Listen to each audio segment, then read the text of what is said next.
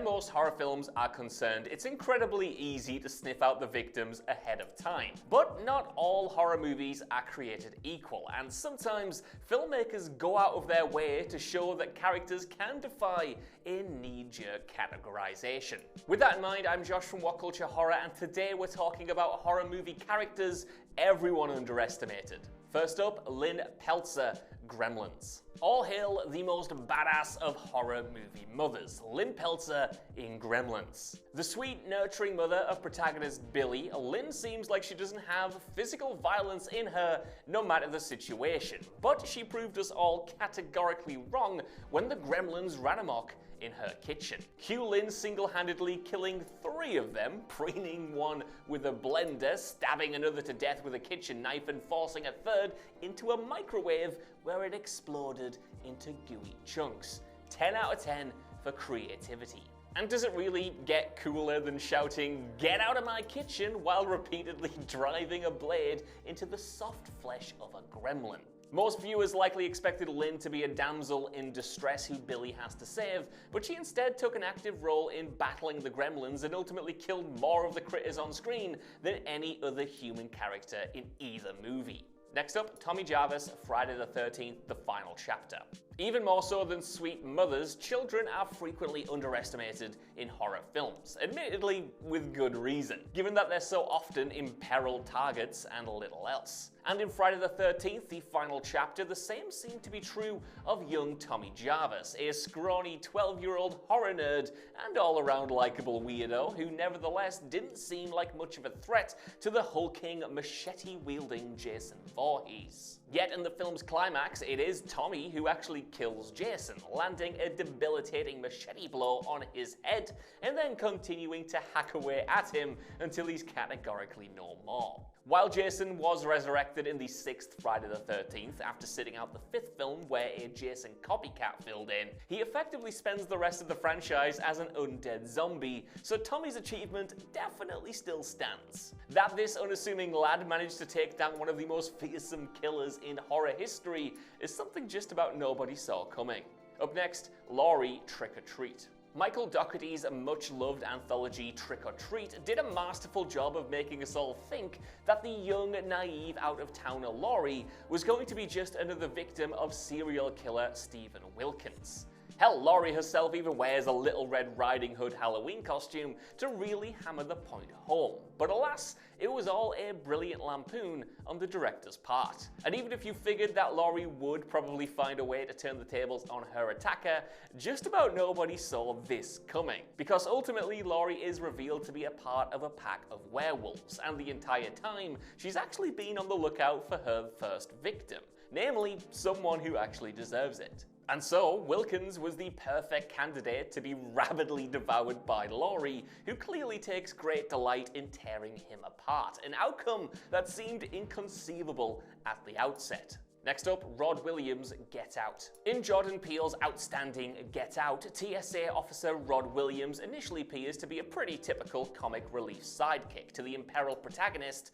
in this case, Rod's best pal, Chris. And while Rod is primarily a source of uproarious laughs throughout the movie, he well and truly comes in clutch in a pivotal moment in the film's climax. After Rod fails to convince the police that Chris needs to be saved from the Armitage family, who plan to hijack Chris's body for their own gain, he seems to have hit a brick wall, and that's that. There's nothing else he can do. And in the finale, as Chris stages a violent escape, the police seemingly arrive on the scene to catch him strangling his villainous ex-girlfriend Rose. Chris is well aware of how this situation looks and so surrenders, only for Peele to reveal that the police car is actually a TSA vehicle and it's Rod who has made it to the scene to save his pal. Given that Rod's profession and general paranoia are treated as a joke throughout the film, for him to be proven both incredibly resourceful and incredibly right was quite the fun turnaround.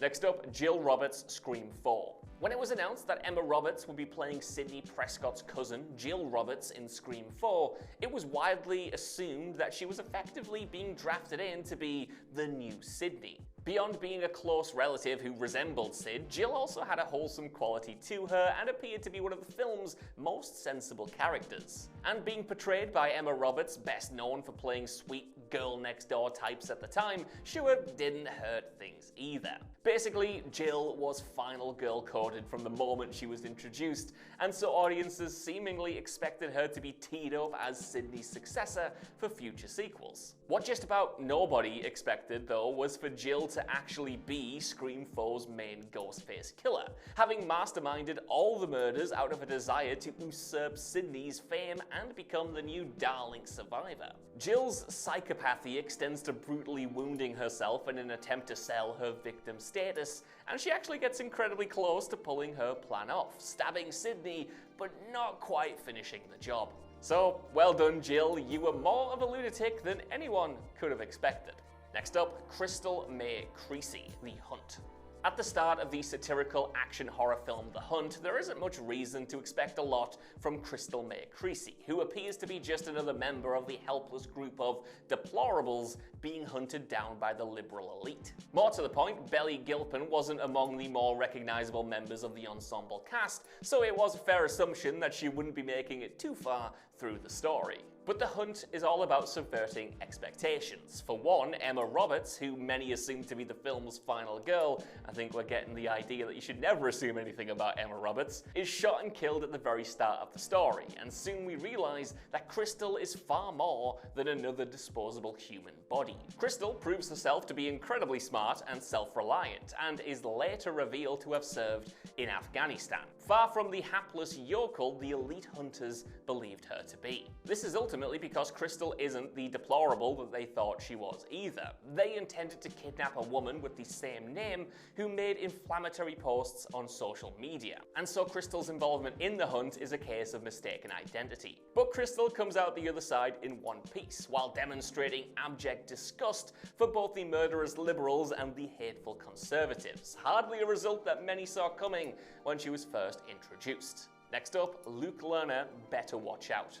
Better Watch Out is definitely a movie best watched without any prior knowledge, and thankfully the marketing mostly shied away from spoiling its shocking mid-film twist. Initially, the film seems to follow a babysitter, Ashley, who must fight to save the boy that she's sitting for, Luke, during a brutal home invasion. But we eventually learned that the entire scenario was actually staged by Luke and his friend Garrett in an attempt to seduce Ashley by saving her. The seemingly meek, sweet Luke is actually anything but. He's actually a complete sociopath who consequently murders Ashley's boyfriend, her ex-boyfriend, and then even Garrett when he's had a change of heart. And that's not what anyone expected when they started watching this movie. And considering Luke and Ashley both make it to the end of the film alive, it's low-key infuriating that a sequel still hasn't materialized a decade later.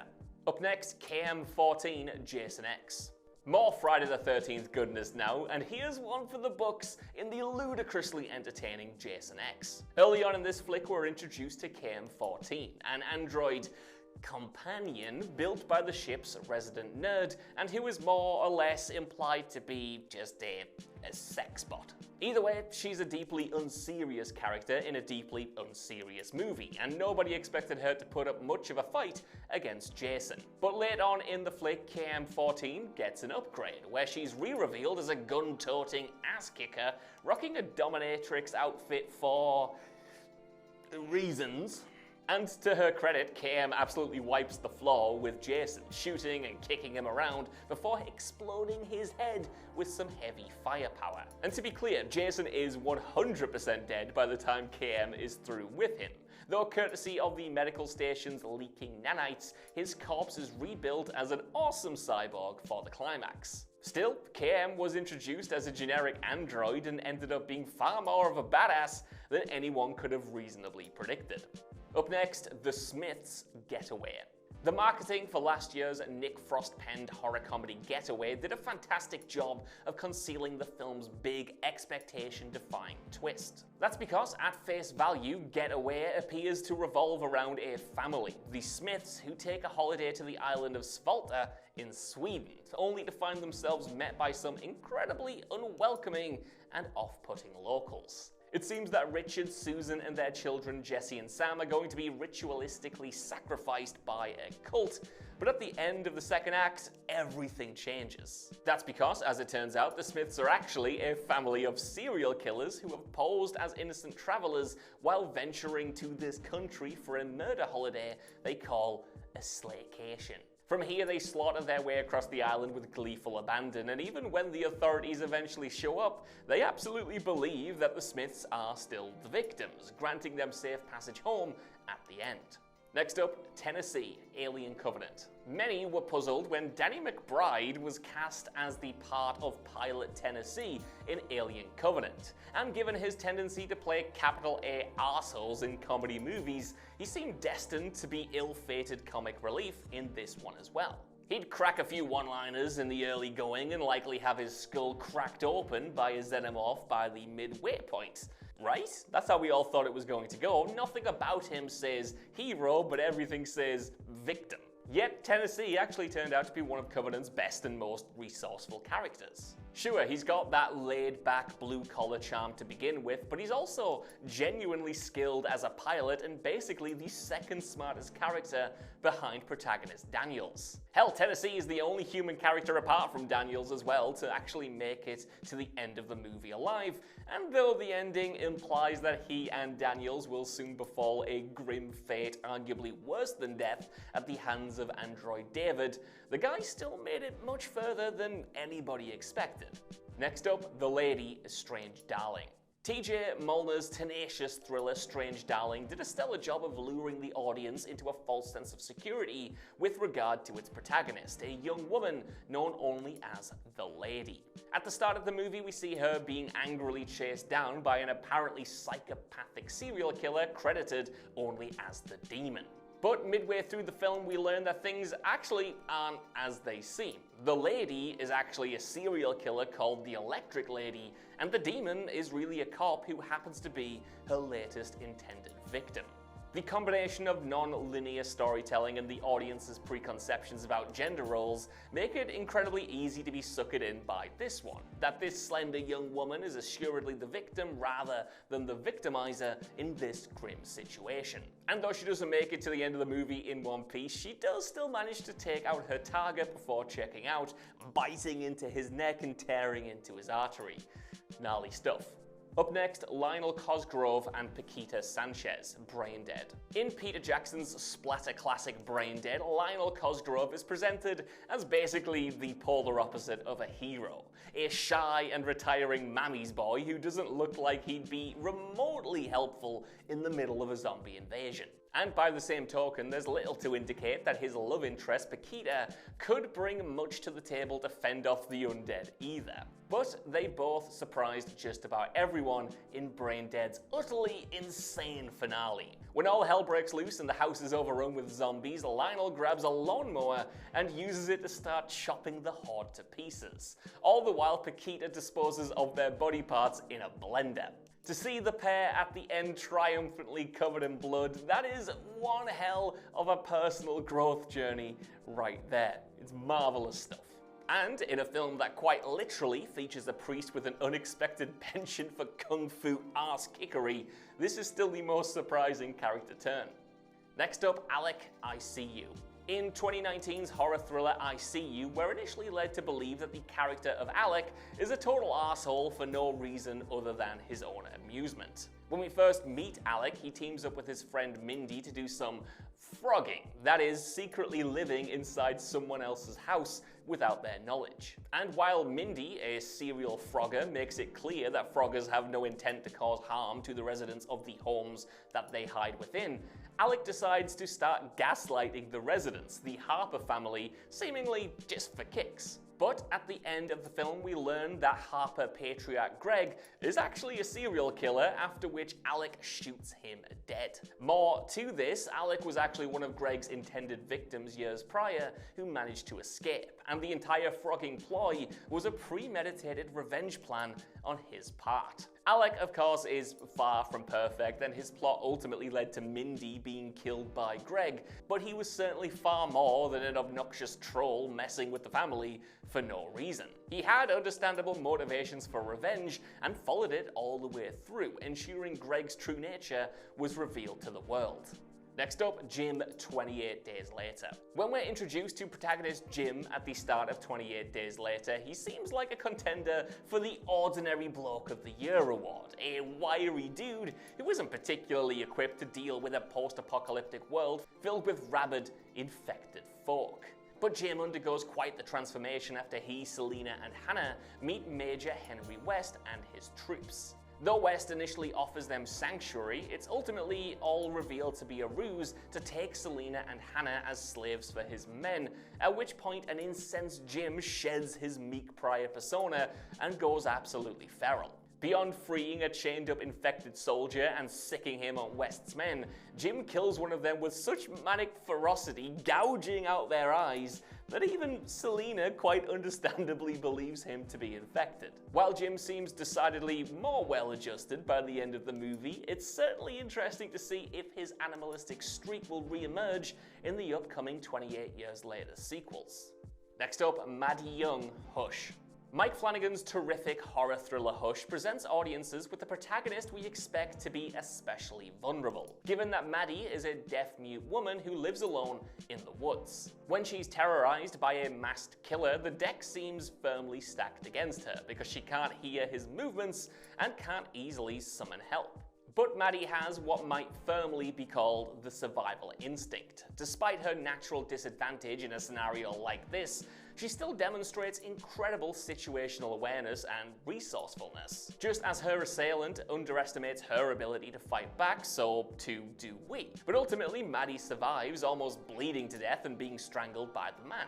Moreover, with the help of a flashing smoke alarm and a trusty corkscrew, she's able to both disorientate and then kill her attacker outright. Considering how familiar Hush's premise was otherwise, Maddie's unique vulnerability in a home invasion situation helped make it feel totally fresh. Next up, Brett Lights Out.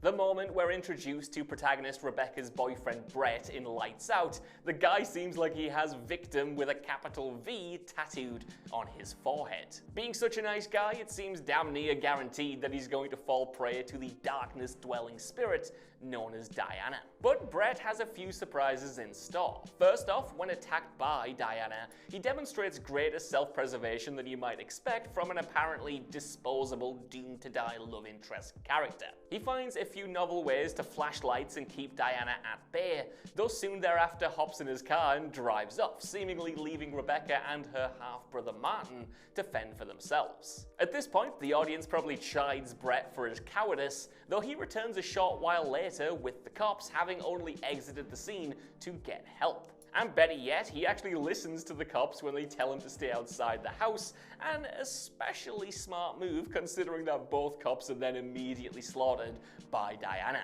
Against all expectations, Brett both survives to the end of the film and demonstrates surprisingly consistent intelligence throughout. Truly shocking, I know.